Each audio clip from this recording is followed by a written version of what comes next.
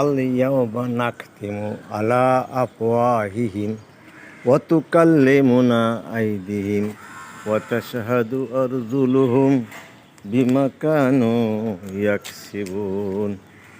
আল্লাহ বলেন, আজকের দিনে আমি তাদের মুখে মোহর মেরে দেব। তার হাত আমার সাথে কথা বলবে যা সে অর্জন করছে। আর হাদিস শরীফে আসছে, আগে উরু সাক্ষ্য দিবে। এই জন্য আমরা সবসময় সতর্ক থাকব, হাত পাও মুখ আমরা সংযত রাখব। আর যদি আমরা এগুলো সংযত রাখি, কিয়ামতের দিন আমাদের বিরুদ্ধে সাক্ষী দেবার কাউকে পাওয়া যাবে না। একমাত্র আল্লাহ রাব্বুল আলামিন আমাদেরকে জান্নাত নসিব করবেন। এই জন্য চলাফেরায়, কথাবার্তায়, সব দিক থেকে, সিফতে সুরতে সবসময় আল্লাহ রাসূল সাহাবাগণ যেইভাবে যা করে গেছে সেইভাবে করব। আর বিভিন্ন সময় বিভিন্ন দোয়াগুলি পড়ছে, সেই দোয়াগুলো আমরা অবলম্বন করি।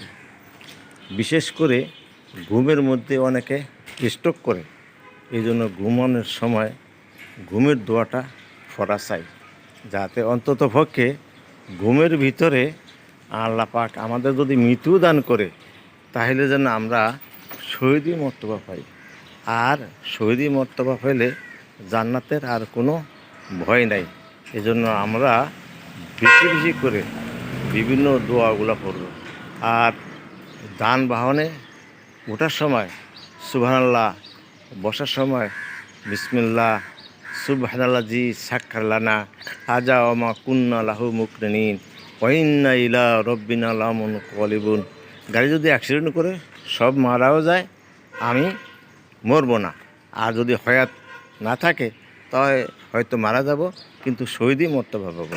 মুসলমানের প্রত্যেকটা কাজেই ইবাদত, প্রত্যেকটা কাজেই আখিরাতমুখী, প্রত্যেকটা কাজেই জান্নাতে যাওয়ার রাস্তা সহজ। এই জন্য আমরা সবসময় খেয়াল রাখতে হইব কথাবার্তায়, যে একটা কথা, একটা বার্তা, একটা জিনিসও যেন আমাদের মুখ দিয়া আল্লাহর নবীর সিফতের বাহিরে না যায়।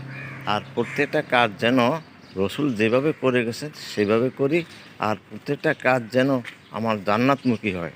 আর জান্নাতমুখী হইলেই আমার মরণের ভয় নাই। দুনিয়াতে যতদিন থাকবো ইজ্জত সম্মানের সহিত থাকবো। আর এভাবে থাকতে পারলেই